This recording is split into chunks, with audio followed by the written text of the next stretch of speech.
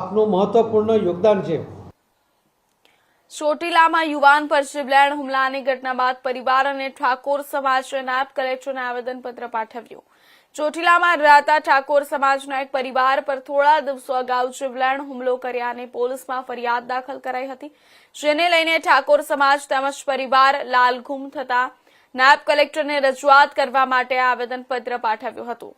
ચોટીલાના મફતિયા પર રહેલા હિંમતભાઈના પરિવાર પર જીવલેણ હુમલો કરાયો હોવાની થોડા દિવસો અગાઉ ફરિયાદ દાખલ કરી હતી, જેને લઈને ઠાકોર સમાજ તેમજ ઇજાગ્રસ્ત યુવકનો પરિવાર ચોટીલા નાયબ કલેક્ટર કચેરી ખાતે રજૂઆત માટે પહોંચ્યો હતો અને આ મફતિયાપરામાં આવા બનાવો બનતા હોય છે અને મફતિયાપરા દારૂની વેચાણ પણ ખુલ્લેઆમ થતું હોય છે, ત્યારે આ પરિવારને ન્યાય મળે તે અંગે રજૂઆત કરી હતી।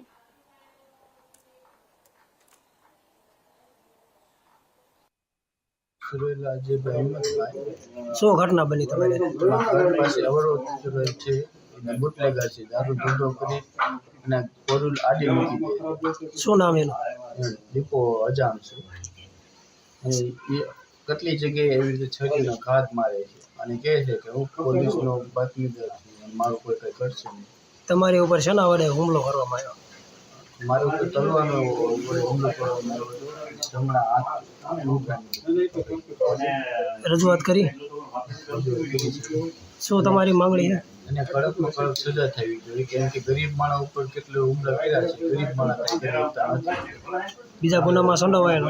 કેટલા હુમલો છે અને પોલીસનો બાતમીદાર કહે છે એટલે કે અમારે કંઈ કરશે નહીં।